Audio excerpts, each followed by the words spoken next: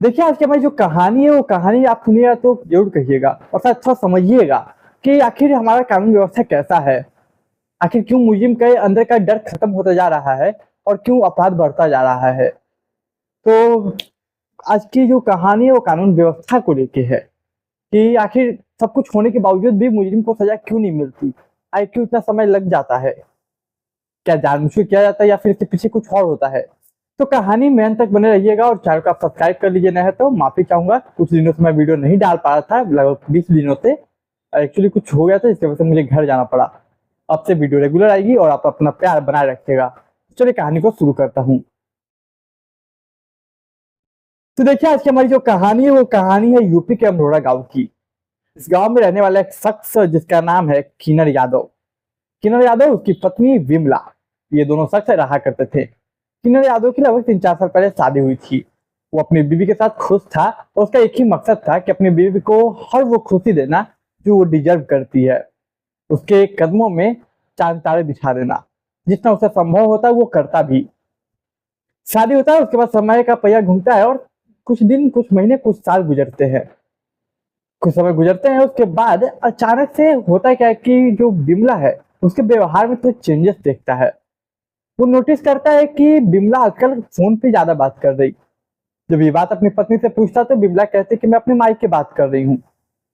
और वो भी पति था तो कहता कि चलो हो सकता है माई की बात कर रही हो, और ज्यादा शक कर नहीं सकता था क्योंकि वो उसका पति था। वो अपने काम पे लगता है, फिर समय गुजरता है।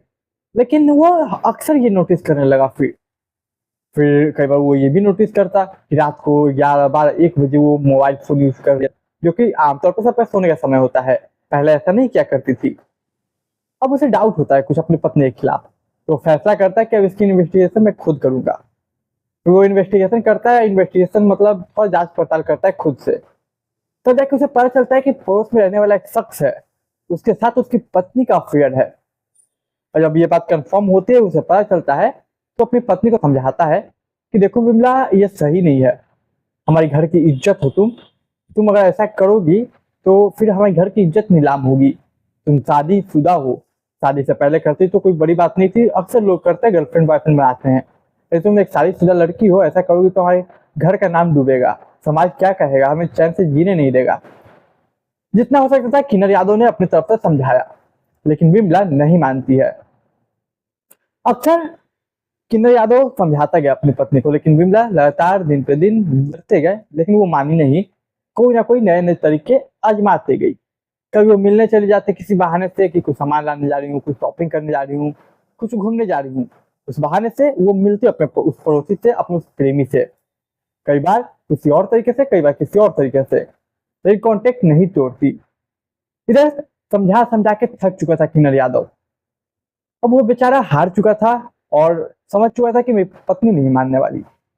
इसके बाद वो फैसला करता है 9 अक्टूबर 2020 को उसके प्रेमी यानी कि अपने पड़ोसी को बुलाता है घर पे। 9 अक्टूबर 2020 वो तारीख थी जब उसका पड़ोसी घर पे आता है और कहता है किन्नर की चलो मैं बात करता हूँ उससे से डायरेक्ट। तो बुला के 3 लोग बैठे थे, किन्नर यादव, विमला और वो पड़ोसी यानी कि विमला का प्रेमी। तीनों लोग आपस में बात करते हैं और किन्नर यादव बोलता है देखो भाई, ये सही नहीं है, तुम छोड़ दो मेरी पत्नी का पीछा। आखिर ये कब तक चलता रहेगा? मेरी पत्नी मान नहीं रही और तुम छोड़ दो, सारा हमारे परिवार बच जाए। लेकिन देखिए, बहस चलती है, बहस होती है, लेकिन वो मानता नहीं। उन तीनों में आपस में बहस होती है। इसी बहस के बीच बगल में फरसा रखा हुआ था।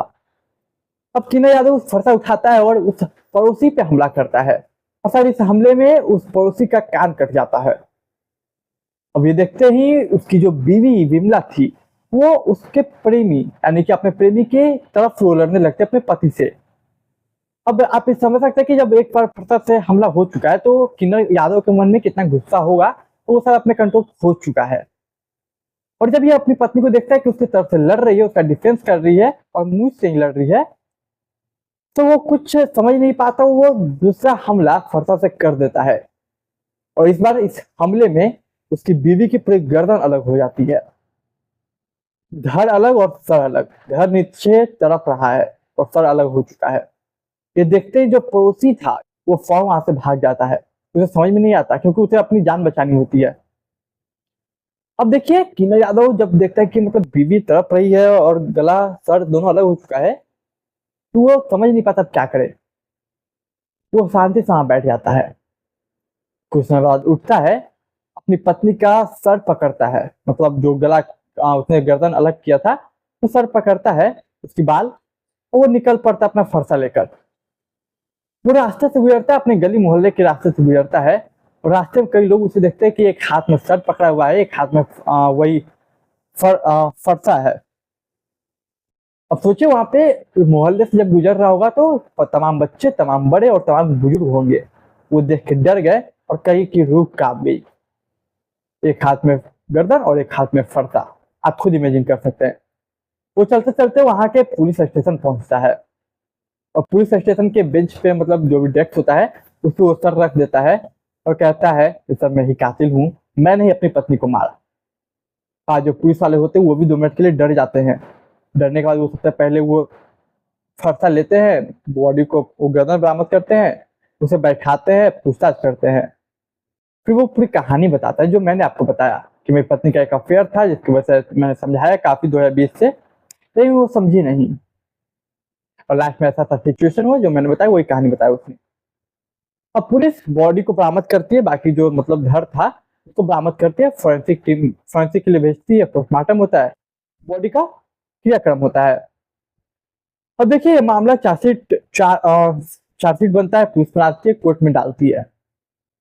अब लोअर कोर्ट में एक केस जाता है और फिर पेशी होती है। अब देखिए कोर्ट में पेशी होती है, कोर्ट के पास मुजरिम था, एक क्रिमिनल था जिसने अपनी पत्नी को मारा। सारे सबूत थे, क्योंकि जो है वह किसी चीज को देके नहीं मारा गया, जिससे मारे वो डायरेक्ट सर को काट दिया गया। मतलब कि हथियार भी है, कातिल भी है, सबूत भी है, सब चीज है। और कातिल खुद कबूल कर रहा है कि मैंने कत्ल किया होशो हवास में, और इनफैक्ट कि कातिल खुद सामने से चल के आया। पुलिस ना पकड़ने गई और ना ही पुलिस ने कोई दबाव बनाया।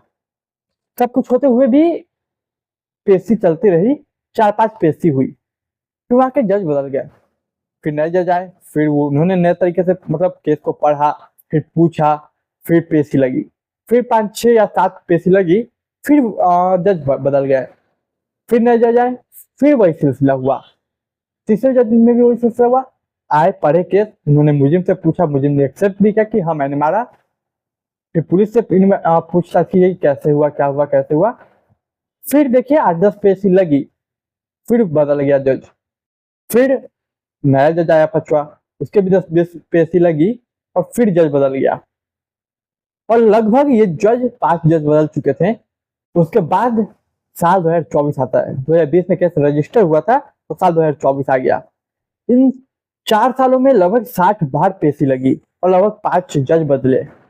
तब जाके छठा जज जो आते हैं वो इसकी फिर से सुनते हैं, फिर वो फाइनल डिसीजन सुनाते हैं अपना। सोचिए फाइनल डिसीजन सुनाने से पहले इतने सारे जज चेंज हो गए, तब ये सब कुछ होते हुए आखिर इतने जज बदलने क्यों, इतनी पेशियां क्यों लगी? ये अपने में ही एक सवाल है। ये सब कुछ ऑलरेडी आपके पास है तो आपको सजा सुनाना चाहिए, लेकिन हर बार 5, 6, 7, 8, 10 पेशी के बाद जज बदल जा रहा है, लेकिन सजा क्यों नहीं हो रही? फिर साल 2024 जुलाई का महीना, पिछले महीने की बात है, साल 2024 में वहां के जो छठे जज थे उन्होंने फैसला सुनाया कि इसे आरोपी मानता हूं, कोर्ट इसे आरोपी मानती है, और इसे 13,000 रुपये जुर्माना और फांसी की सजा, फांसी या उम्र कैद दिया गया था, माफ कीजिएगा, तो उसकी सजा मैं सुनाता हूँ। और फाइनली इस तरीके से ये केस सॉल्व होता है।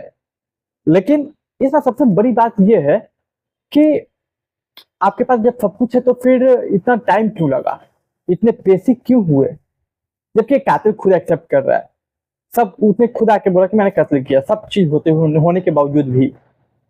और देखिए ये तो लोअर कोर्ट का मामला है, अब ये हाई कोर्ट में अपील किया। अब आगे देखिए क्या होता है। हाई कोर्ट में अक्सर फैसले को चेंज कर दिया जाता है, उम्र क्या है तो सजा कम कर दिया जाता है, या फिर फांसी है तो उसे भी टाल दिया जाता है। तो उम्मीद है कि इस केस में शायद ऐसा ही होगा। हमारी कानून व्यवस्था यही है, और शायद इसलिए अपराधियों के मन से वो खौफ, वो डर खत्म होता जा रहा है, जो होना चाहिए। कि सब कुछ होने के बावजूद हमारे देश का जो कानून व्यवस्था है वो इतना समय लगाती है सजा देने में अपराधी को। खैर हमारी आज की कहानी यही थी। उम्मीद करता हूं आपको कहानी पसंद आई होगी। कहानी पसंद आई तो चैनल को सब्सक्राइब, वीडियो को लाइक, दोस्त रिश्तेदार को शेयर कीजिए। मैं मिलूंगा एक नई कहानी में, तब तक के लिए मुझे दीजिए इजाजत।